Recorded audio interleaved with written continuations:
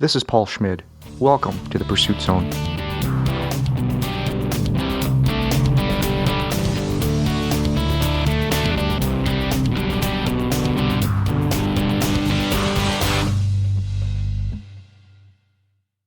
In 2011, my next guest surprised even herself by quitting an enviable office job, hugging friends goodbye, and leaving New York City after 6 years.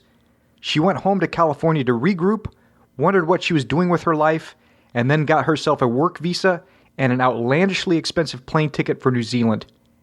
She spent 12 months living and working on New Zealand's South Island, traveling Southeast Asia, and becoming the most hesitant extreme adventure connoisseur in the world. I guess you could say she did it all on a whim. Jess from jessonawhim.com, welcome to the Pursuit Zone. Thanks for having me. Now, I want to go back to the very beginning and how did you end up in New York City? How did I end up in New York City? Let's see. So I'm from California originally. I was born and raised here. And when I went to college, I went to college in Boston. So after, graduating and leaving Boston, I found a job in California as actually a daily newspaper reporter. And I kind of hated it. I was 22 years old. I was in this tiny town, slogging away, writing 2 stories a day. And it wasn't really a life that appealed to me. So because I was so young, in my mind, it was, I'm happy on the East Coast. I'll go back to the East Coast. So I moved to New York City and found a job. Eventually a couple of jobs, apartments, made the friends and everything, and kind of became entrenched in it that way. I think I was, one of those typical people who kind of goes to New York just thinking they're going to strike out and make it on their own. So tell me a little bit about what you were doing in the jobs that you were doing in New York City. So the first job that I had when I got there, I was sort of a PR and marketing and editorial person for a little technology magazine, very niche. So I was writing a lot about technology, which I did not love and which I had to kind of fake some expertise in to actually pull that off.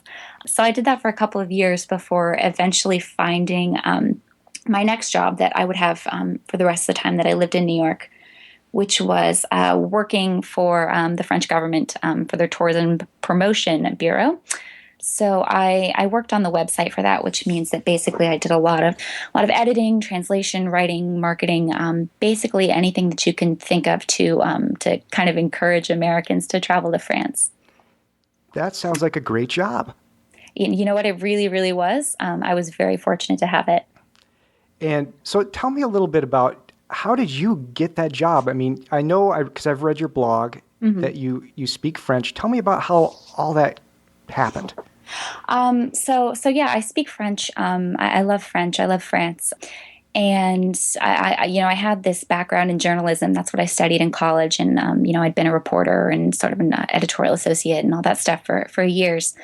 So when I found this job, it was kind of a long time ago, but I seem to remember they were looking for somebody with sort of an editorial journalism background who knew France and spoke French.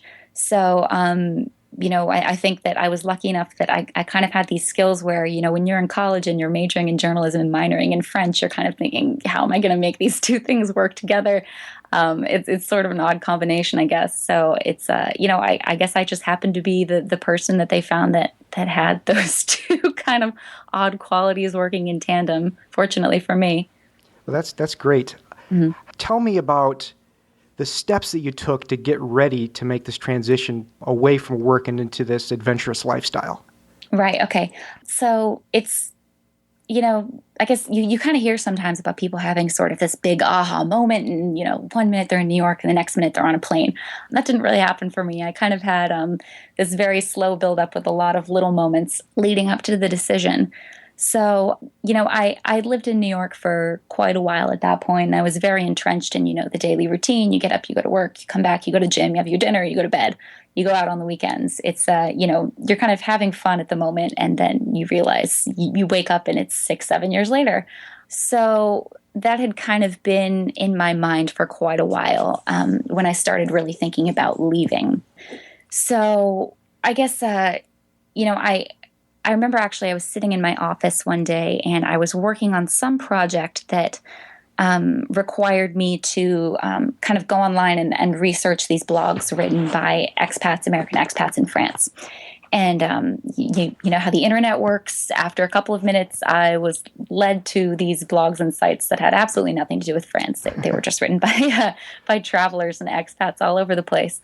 So that kind of really got me thinking, and it got to the point where, you know, every day I'd go back into work and I'd be in this great office at this great job and I'd be overlooking the skyline of Manhattan, and all I wanted to do was read these blogs by these people who are out there kind of, you know, really doing something different and exciting with their life, whereas I kind of felt like I was just passing time.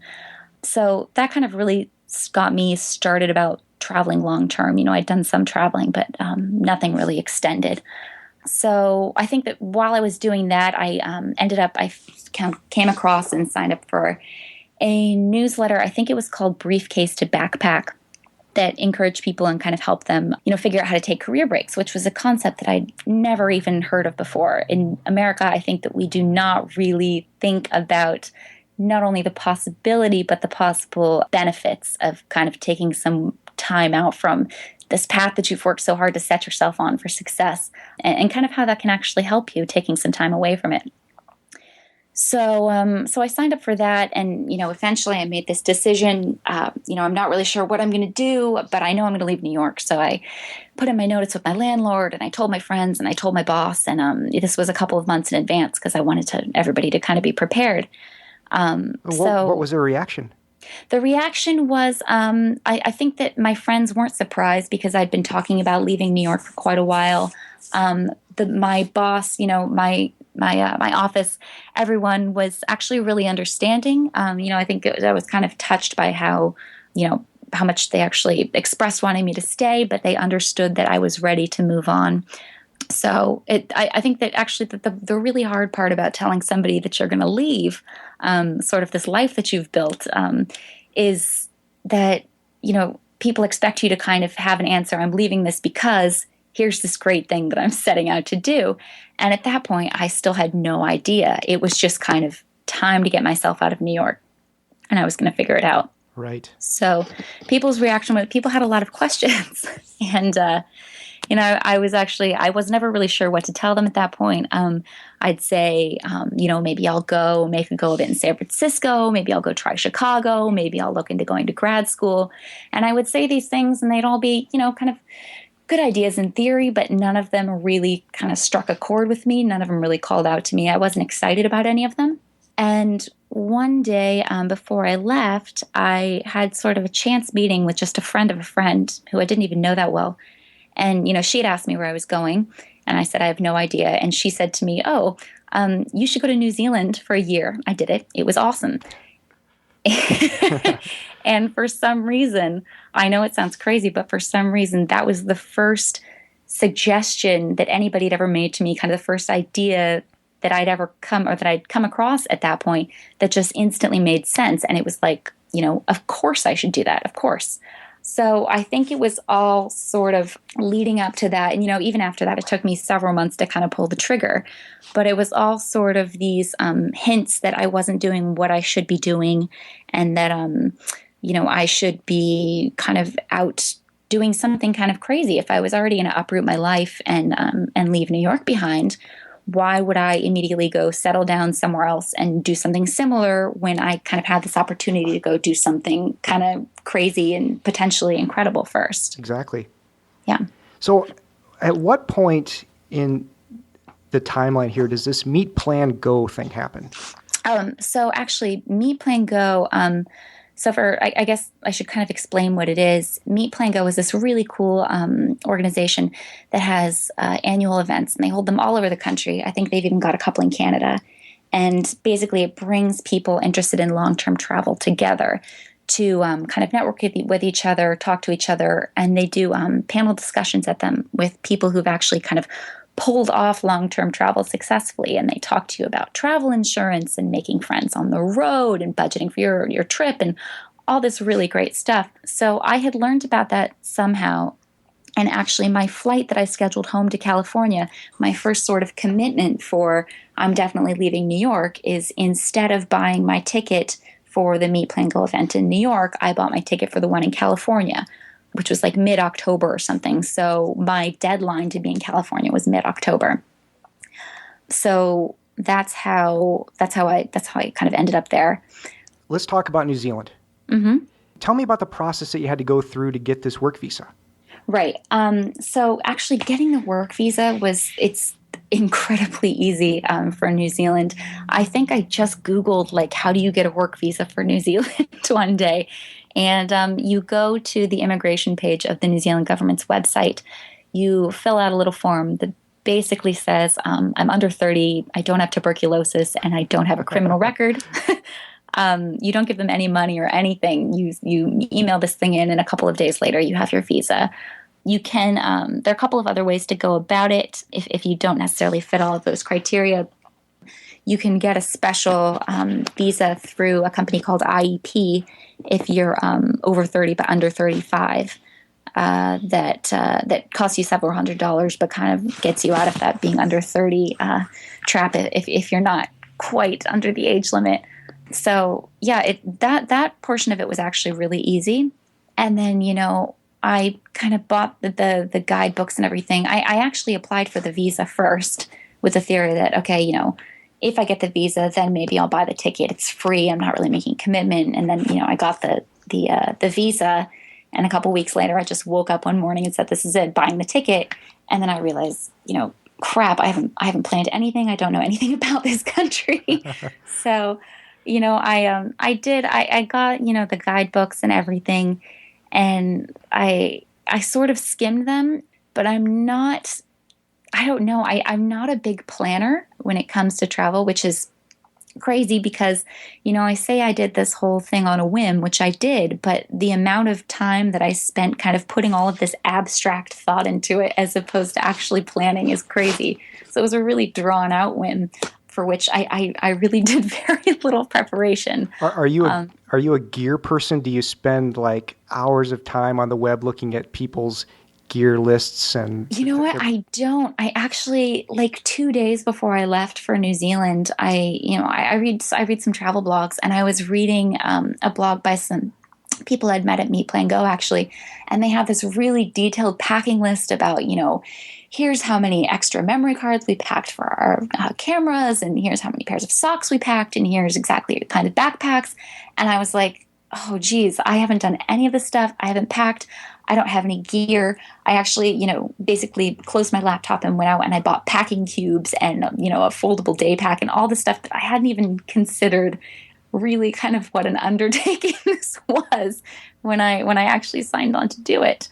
So I did end up with some good gear that I think helped me along the way, but it was completely by chance. I'm not a gear person at all. So what happened when you got to New Zealand? So let's see. I got to New Zealand, and one of the first things that I did was to go on a little day tour of Auckland that was offered for free by this bus company. New Zealand has a couple of competing bus companies where you buy a bus pass, and it's valid for 12 months. And they sort of take you to all of the major places of interest around the country. And you can kind of hop on and hop off as you please. So if you get somewhere and you really like it, you can get off for a couple days, a month, 3 months, whatever, get back on the next bus, no problem. So I had signed up for that because I think I got some deal on it. And, like I said, I hadn't really done any research about New Zealand. I didn't know where I wanted to go. I didn't know what I wanted to do. So I thought this would be, A, kind of a good way to meet people, and B, a good way to get to know the country and see kind of where I might be happy putting down some roots for a little while.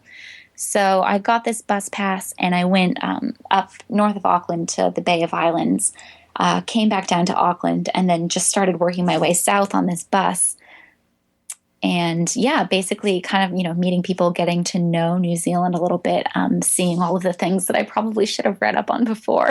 Now, I think I remember you saying that you got a 12-month bus pass. Right. And so did you make use of all of that, and did you find it a good value? I sort of did and I didn't.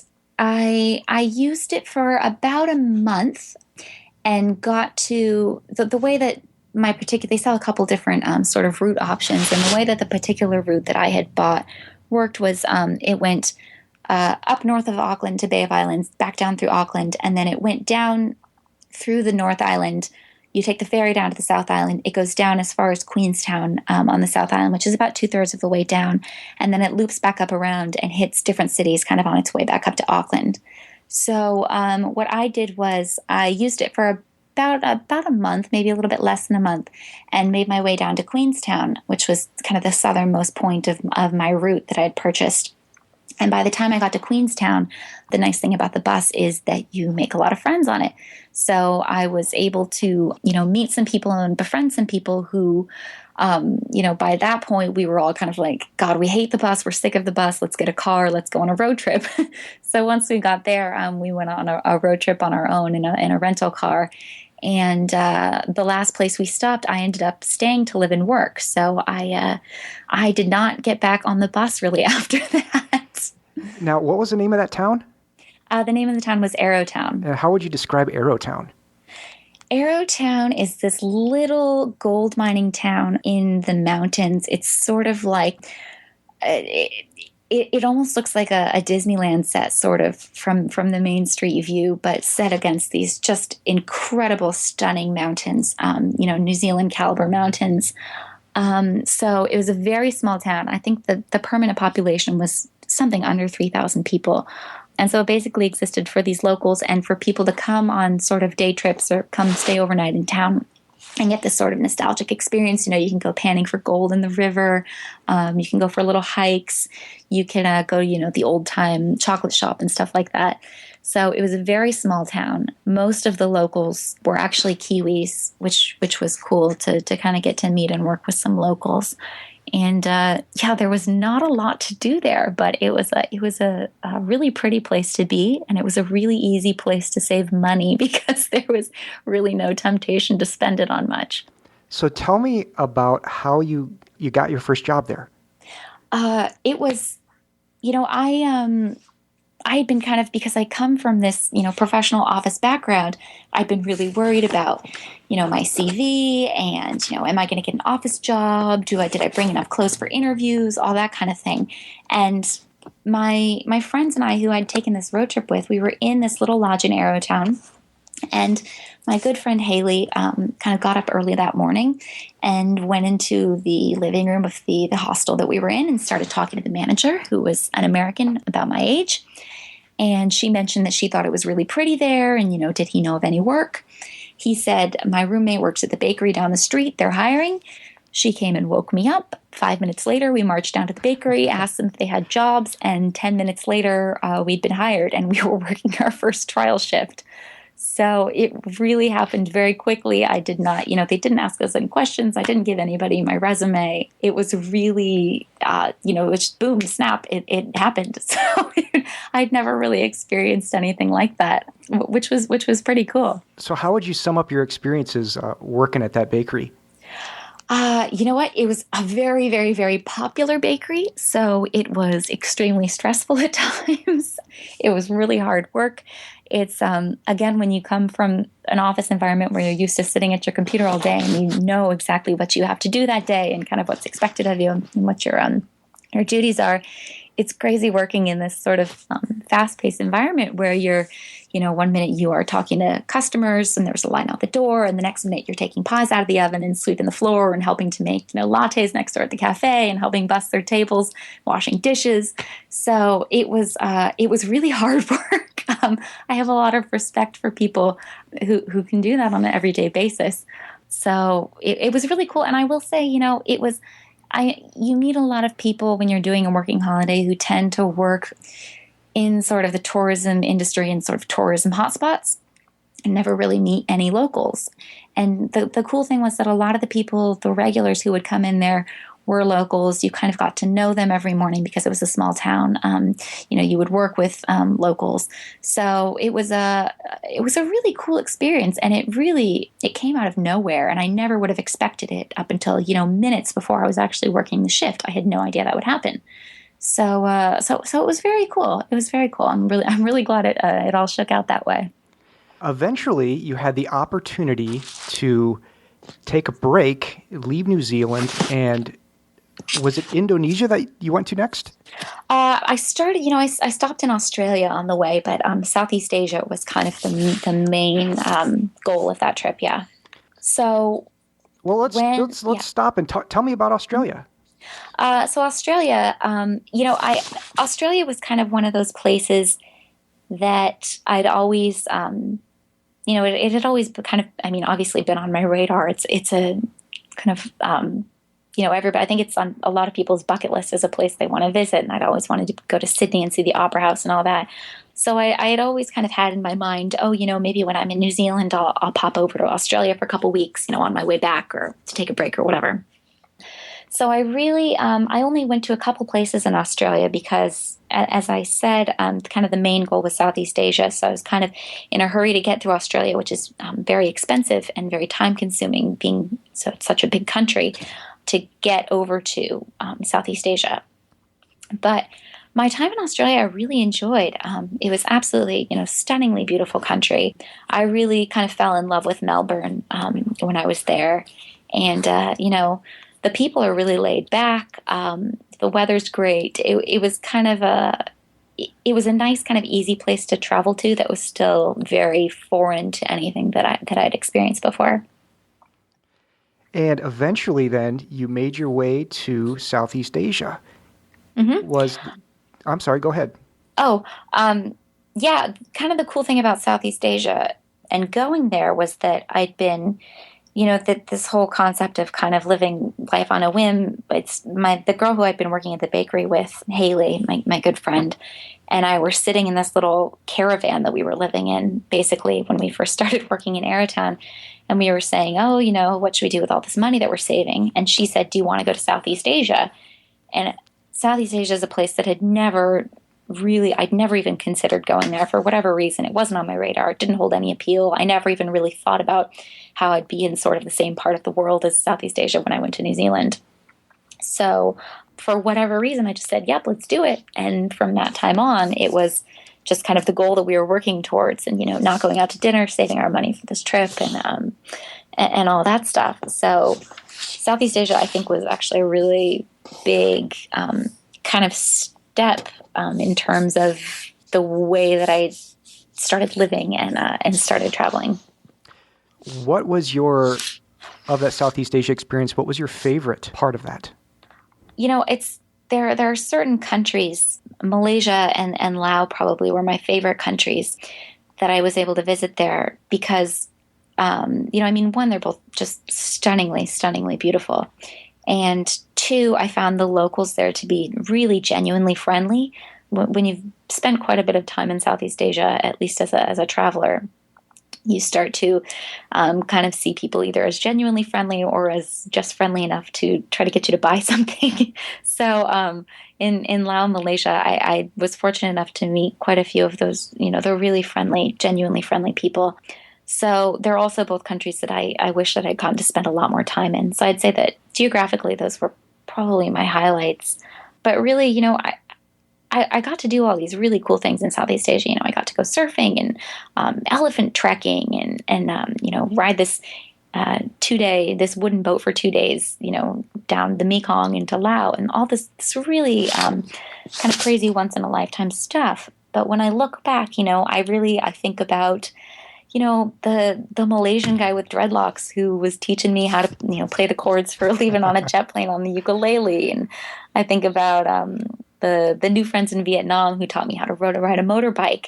And kind of all these really kind of almost insignificant moments that were just unique to my experience and that kind of made me see things in a new way or really kind of had these moments where it just kicked in like, this is it. Like I'm living the dream right now.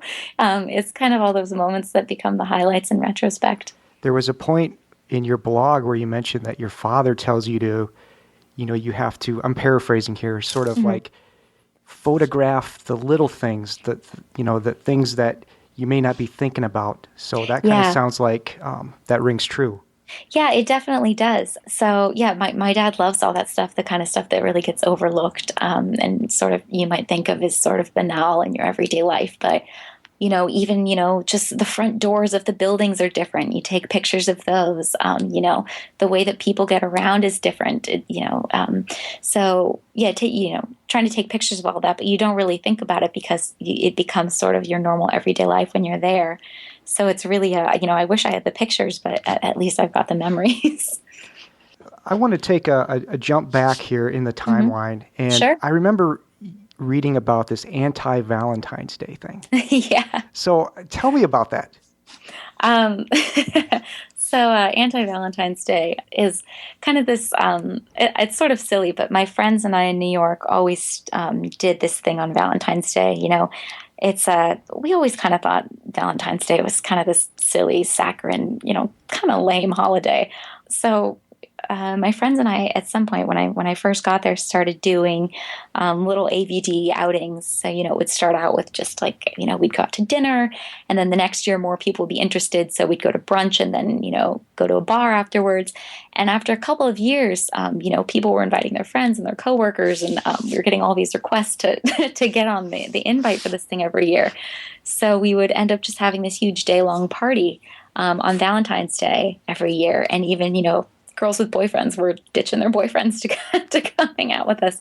So it was always kind of a really cool tradition that I did with my friends in New York. And when I was in New Zealand on the bus, when I first, had only been there for a couple of weeks, really, I mentioned to some girls that I met on the bus that this was something that my friends and I in New York used to do around this time of year.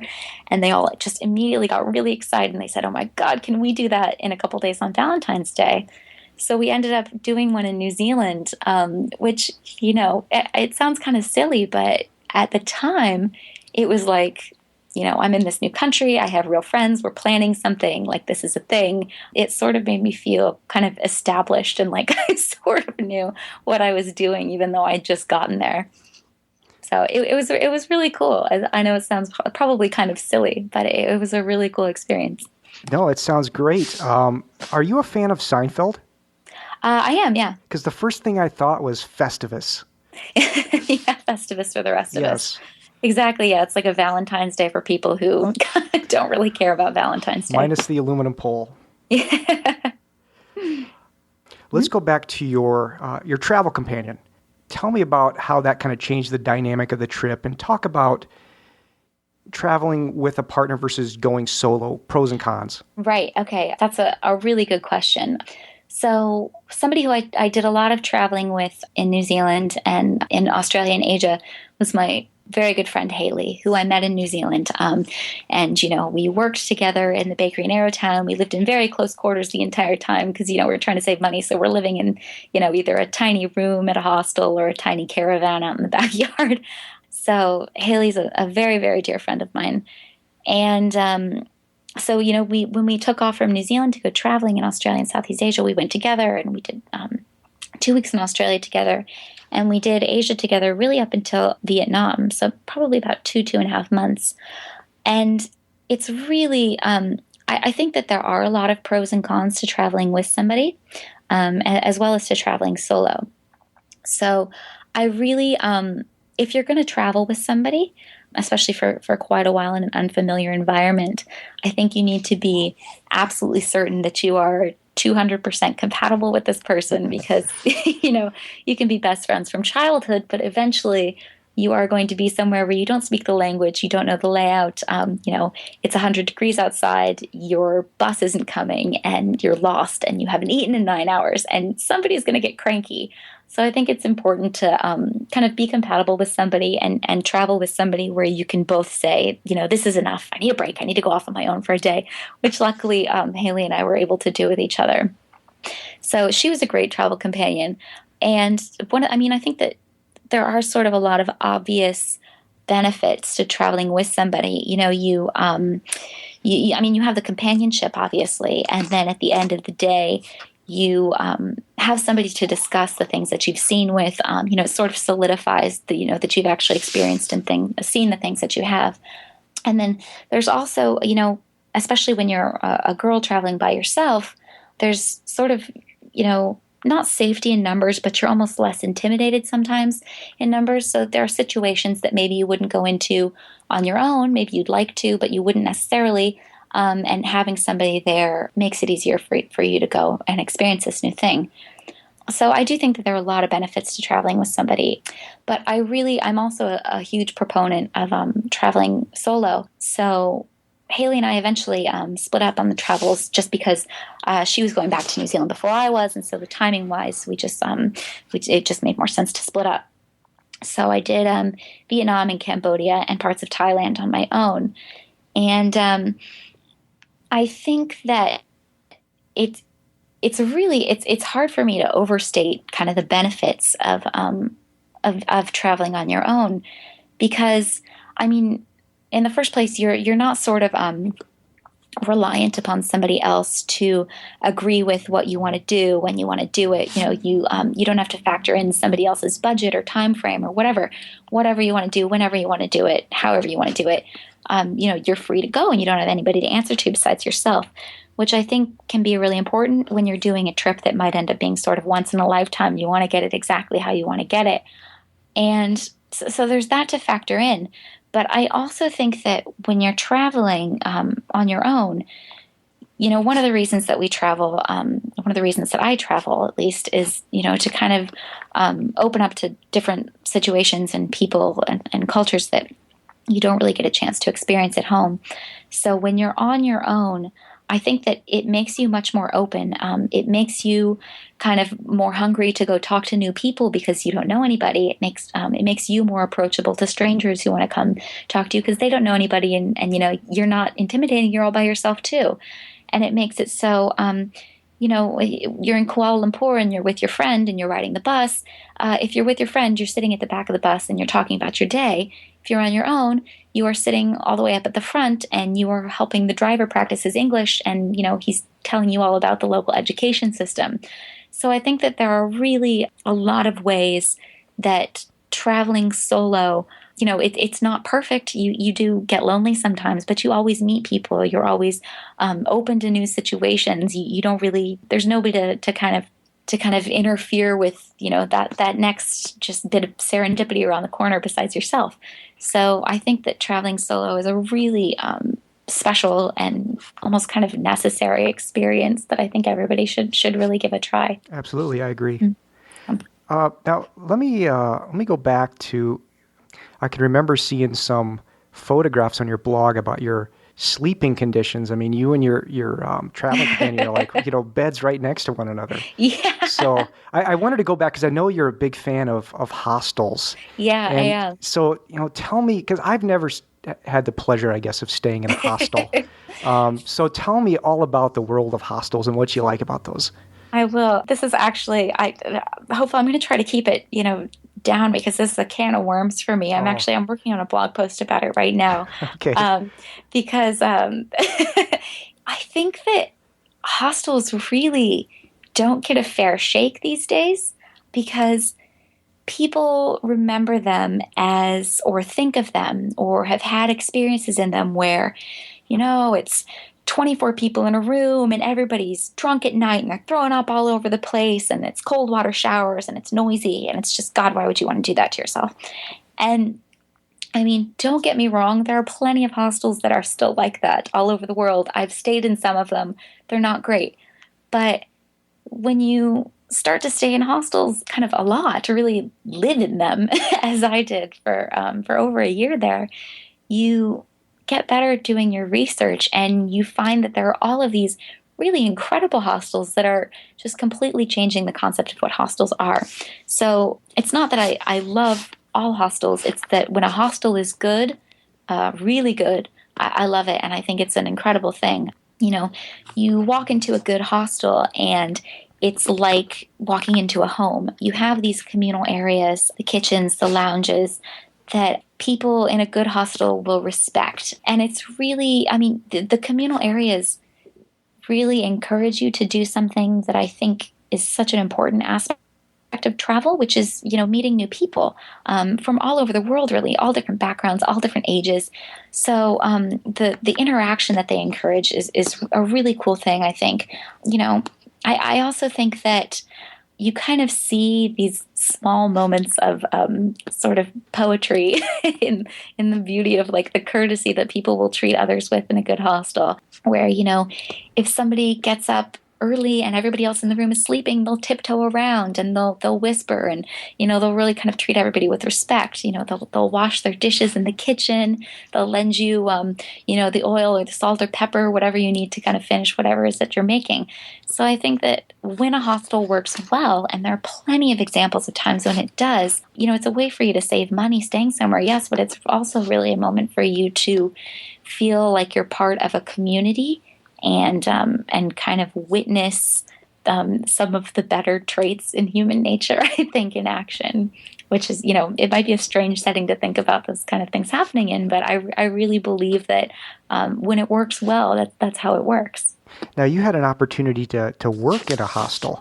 I did. Anything that you want to mention about that? I loved working I actually worked in 2 hostels. One I worked in Arrowtown, just so that I worked for accommodations so that I had a free place to stay while I was working at the bakery. And, that was fine. It was a small hostel, it was a small town, there weren't a lot of people there, so it wasn't very social. The one that I worked at in Queenstown was, kind of simultaneously the most wonderful and most frustrating experience of my entire life. Wonderful in that you're working with your friends and living with your friends every day, which is pretty hard to top. And that you're kind of building, like I said, when it's a good hostel, you're building something that you're really proud of, and something that, where other people can feel at home, and kind of getting to show that off and say, yes, I'm helping with this. Working in a hostel is not easy, though.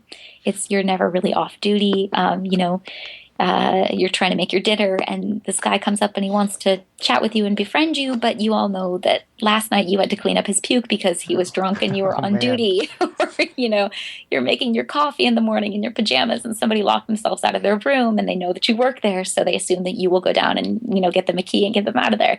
So it's the fact that you're never really off duty is tough, but I would say that despite the fact that it's sort of a mixed bag, I absolutely just had the time of my life working in hostels. Now, in your blog, you mentioned that you run into a lot of non-Americans and not so many Americans when you were over there. Yeah. And I guess I'm kind of curious why do you think that is, and if you did run into any Americans, because Americans, at least in the past, have had this bad reputation of going overseas and being obnoxious. And did you observe any of that? Well, I didn't observe. I mean, I did not meet a lot of Americans. I want to be careful there, though, because, I've mentioned that to people and they've said, oh, you don't meet a lot of Americans. I meet nothing but Americans. So I do think that it kind of depends on the individual experience that you have, and the people that you happen to run into. But I didn't meet a lot of Americans in New Zealand and Australia, especially not in Asia, for whatever reason. I met a lot of Canadians, tons of Germans, Japanese people, lots of people from the UK, just not a lot of Americans. So I don't know why that is. And, I hesitate to say, oh, Americans were ignorant, whatever.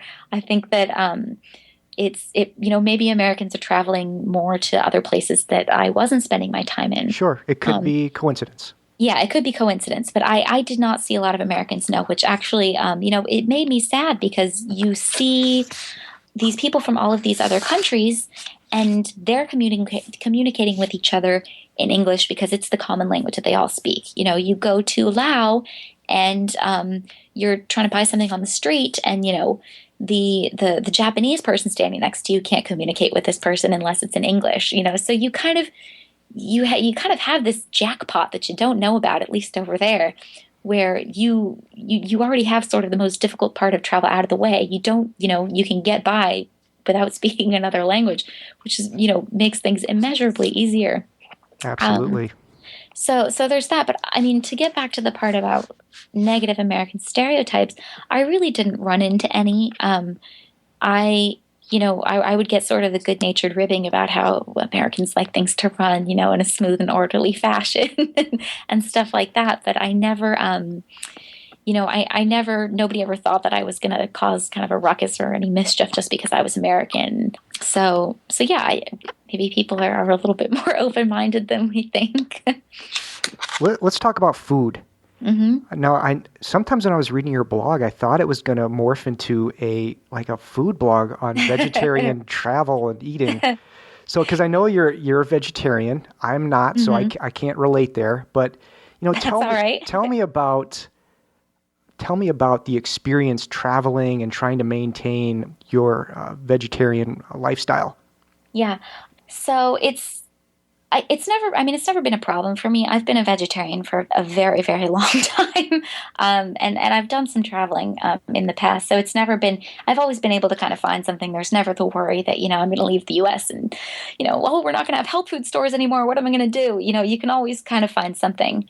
So that was one of the reasons that I did want to kind of dedicate a special section of the website to vegetarian travel is, I'm not preachy at all. People will sometimes know me for months without even knowing I'm a vegetarian. But I think that people maybe think that it is harder to travel as a vegetarian than it is. And maybe they're a little bit, vegetarians who travel are a little bit less adventurous. Because, you kind of never know what you're getting into. You see this thing, it looks weird, you've never seen it before. What is it? It's probably meat. I can't touch it. So I wanted to kind of really go out of my way to find food that was vegetarian, that was awesome, and show people, here's what you can eat in this country, here's where you can get it, here's what it's made from, here's what it tastes like. And so, the other reason that I really wanted to do that was because, there's this theory that you run into sometimes when you're traveling and you're a vegetarian. One of the people who espouses it notably is somebody I love, Anthony Bourdain. Absolutely love him, but I think he's completely wrong about one major thing is that, people say as a vegetarian, when you travel, you're missing out on this essential part of the culture and you're being rude to the people because you're not eating, the meat that they offer you. And I just think that's so ridiculous because, I've done a lot of traveling. I have lived in France, which is, the birthplace of foie gras. There are so many other ways to experience and get to know and share culture besides food. Yes, food's important. It's an important factor, but it's not the only one. And I wanted to show that kind of beyond that, there are ways that you can experience local food and local culture without eating meat. And that, God, vegetarians don't hate food. I love food. I just love food that doesn't have meat in it. And I love sharing these new experiences in new places. I just do it without the meat. So I wanted to show that, it's not only possible to do that, but it's legitimate. There's nothing wrong with it. And it's fun and you can get a lot of good stuff. Jess, let's talk about your adventures that you went on. Your how is it worded? Extreme adventure connoisseur. So did I remember right about your blog? Did you go hang gliding? I did. That was the first. Was it the first? Yeah, it was probably the first. One of the first kind of crazy adventure sports or whatever you want to call it that I tried. That does seem crazy to me. That seems super dangerous. Tell me about how that whole thing happened. Sometimes I think about it and I think about kind of the makeup of my blog, and sometimes it feels like 50% of my blog is me talking about these crazy things that I've tried, and the other 50% is me swearing that I am not the kind of person who does this. So what can I say? I'm not the kind of person who does this kind of stuff, but I'd always, I always told myself, I'd never go skydiving, I'd never go bungee jumping, but for some reason, I thought that if I ever did do something, it would be hang gliding because it looked like basically sort of the dreamlike sensation of flying. So I got to a place in New Zealand, Abel Tasman National Park, which is just kind of side note, one of the most absolutely stunning places I've ever seen in my life. Everybody should go there. So I'm in this, absolutely incredibly beautiful place, and I find out that they offer hang gliding. And it doesn't take, a day of training or, the right wind conditions or anything like that. You're not running and jumping off a mountain. They actually tie a rope to your hang glider, which you're in with somebody else, with a professional. They tow it along behind this little prop plane. And once it gets sort of your, your momentum, your speed, your height, whatever, to the right conditions, it lets you go and you're just flying. So when I found out about that, I sort of signed up before I could reason with myself, and I ended up doing it. Wait a second. Yeah. So instead of the traditional way of like jumping off a cliff, Uh-huh. you got towed behind an airplane? Yeah, so it's basically it's like you're strapped to the bottom of an airplane, sort of to a hang glider, but it's sort of like you almost feel like you're like a human version of an airplane because you're going through, down a runway, you're taking off, you're gliding up, you see the ground sort of getting further away from you, and then this plane is towing you around in circles once you get up to a certain altitude. I think it was something like 2,500 feet. And you're just connected to the plane with a rope. With a rope. So, I mean, it's a long rope. So you're being towed. It's sort of like, when you see those jets sort of hauling those advertisements behind them, like, come to the bar tonight, it's ladies' night, whatever. You're sort of like one of those little banners, but you're on a hang glider. And then they just cut the rope and you're still flying. Wow. So would you do that again? I would, yeah. I absolutely would. I was really scared at the time. But once you get up there, and that's something that I kind of discovered with a lot of these other crazy things that I did, the hard part is just getting yourself to do it and strapping yourself into the harness. And then once you're up there, it's just fun. It's just peaceful. So tell me about some of these other ones. Paragliding. Paragliding, I was a little bit scared to do that at first, though. I did it again before I left New Zealand. It's a piece of cake. It's really, you just run and all of a sudden you're flying. So it's really peaceful. I even got my mom to do it, actually. She came to visit me and I got her to do it. And she'd never done anything like that before. She loved it. Yeah. Wow, that's awesome. Mm-hmm. Yeah. How about bungee jumping? So I did not go bungee jumping, and I say, I'm never going to do that. And then it seems lately like I end up doing it, but I always say I will never go bungee jumping. That's over the line for me. But I did do something called a canyon swing, which is a similar concept where you're sort of on more of a pendulum. So it doesn't snap, but you still go through the free fall. I see. So I did that. And it was the most terrifying experience of my entire life. They had to push me off. There is a video of me doing it, and it is ridden with expletives. It was really, really terrifying. I'm very proud of myself for doing it, but I don't know that I could ever bring myself to do it again. Wow. How about skydiving? Skydiving was another one of those things that I swore up and down I would never do. When I went hang gliding and I wrote about it in my blog, I actually wrote, I'm going hang gliding, but don't worry, I'm still never going skydiving. I only went skydiving because I got it for free through the place that I was working. So, and I say that, but I kind of worked my way. You had to sell, we sold tours at this hostel where I worked. If you sold 10 skydives, you got to go for free. So I actively tried to sell 10 skydives because I told myself, you have this opportunity. If you get it for free, I'm it out. So up until the last minute, I was trying to talk my way out of it. I'm in this plane and they're putting on my goggles and my helmet, and I'm like, no. So I was really, really scared. But again, kind of once you're out of that plane, the hard part's over.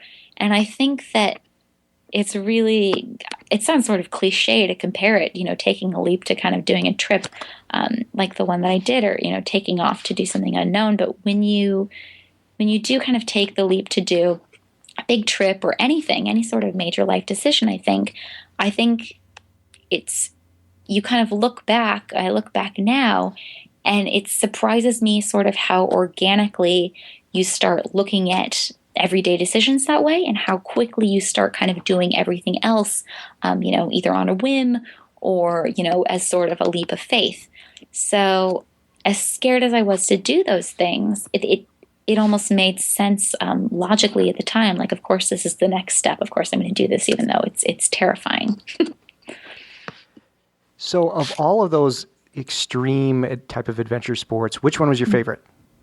I would say probably actually surfing, which I am not good at all, but I did several times, and I really enjoyed it. I would love to, be able to dedicate some actual time and some professional help with, so that I could suck a lot less at it, because it's really fun.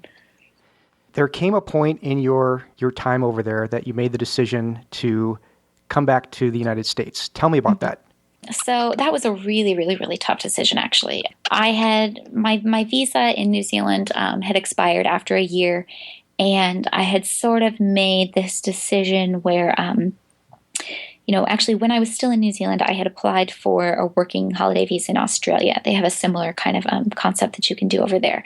So as my time in New Zealand sort of came to a close, I was like, God, I don't want to go back to my boring everyday life just yet. I'm going to apply and do this in Australia all over again. So I applied for this visa and, I thought about staying in New Zealand. And then I told myself, no, you can only do this Australia thing, while you're 30, which I'm 30. So I felt like I was sort of running out of time and, I should take this opportunity while I had it. So I left New Zealand. I went to Australia. I was there for about a month, and just for kind of a lot of factors, I decided it wasn't for me. So I made the decision to come home, which was hard just because you kind of don't want to, you don't want to lose your momentum. You think like, oh, well, I'll just take the next step, go to Australia and, start over again. It'll be really easy. But when I decided that that's what I didn't want to do, I thought that, there probably is something out there that I'd rather be doing. So that's why one of the reasons that I finally did decide to come home, and it was a very tough decision. So I finally did make that decision because I thought, if there is something out there that I'd rather be doing, I need to kind of take myself out of the situation that I don't really want to be in and figure out what it is that I really do. So yeah, that's the decision that I made to come back. And it was very tough, but I do still think it was the right one. Do you keep in touch with any of the friends that you met over there? Oh, yes. Yeah. You, when you're traveling, you realize that travelers are really open-minded, fun, really incredible people. And if I can say this without being biased, I think I met some of the best of them. So I keep in touch with, randomly on Facebook with like people who I met on the bus or the boat or whatever. And, so there's people like that. And then there are coworkers and good friends who I email with on a really regular basis and who genuinely hope and believe I'll meet up with again someday. So, Jess, what advice do you have for people that are thinking about an adventure like you did, that are on the fence about it, are thinking to themselves, geez, maybe I'm 40, what am I going to do for health insurance? What am I going to do? How's it going to affect my retirement? What Right. advice would you give them? Right. So, the first piece of advice that I would give them is, and if you're listening to this and you're thinking about going traveling and you take nothing else from this interview, please take this piece of advice. Go out and meet other people who are interested in doing this. Go to a meet plan. Go get on a couch surfing meetup group. Email bloggers, whatever, because it's you can't even imagine how many other people there are out there who are interested in doing all of this, because it seems, I'm sure when I was doing this, I didn't know anybody else who was thinking about doing this kind of thing. They all thought I was crazy. And, you start to think, gee, maybe I am crazy. But then you meet all of these other people who are just as crazy as you are, and, people who have pulled it off, and people who are really excited about this. So I say, number one, go out and meet people. It's so important to kind of feel like you're part of a community and really get some validation for what you're thinking about doing, which is not crazy. The other thing that I would say is to kind of, piggyback on that is, I know it's really scary, and I know that you think to yourself, oh, I don't know if I can do this. It does seem really crazy. What am I going to do about XYZ? All of my family and friends think I'm crazy. You're not crazy. It's the hardest part of doing something like this is actually making the decision to just do it. It's buying the plane ticket. It's getting on the plane. Once you actually do, everything is just going to fall into place, which I know is not, a lot of people kind of want this practical advice and here's exactly how it's going to pan out. I don't know exactly how it's going to pan out, but it's going to work. And it's something that you can do, you should do, you deserve to do. So I would say just try not to be too scared. Just make a commitment, do it. And when you get back, when you're sort of on the other side of this decision, I can tell you, because I'm experiencing it right now, A, you're going to want more, and B, you're not going to believe that you were ever on the fence about this. You're not going to be able to kind of comprehend the fact that there was ever a possibility that this experience would not be part of your life. So I just do it. just do it. I think that's great advice. Yeah. Now, speaking of the wanting more part. What's next for you? I wish I knew. I'm sort of, I'm making sure that I actually really take my time and figure out what it is that I'd like to do next, rather than sort of jumping into some more commitments. I'm sort of tied to the States through the summer because I have some commitments here that I need to take care of. And then after that, honestly, I'm looking at ways to get back on the road and to kind of do it in a meaningful way and definitely keep the blog going and keep writing. So hopefully sooner rather than later, I will be traveling again. Excellent. Well, Jess, thank you very much for sharing your story with us today. I really appreciate it. Oh, thank you so much for having me. It's been really great. And I hope there are a lot of other people out there who will try something similar. Oh, yeah, me too. Me, in fact, I would love to do that kind of stuff one day. There you go. Thank you. Thank you again. You're welcome. You can follow Jess and her adventures at jessonawhim.com. Recorded April 24, 2013.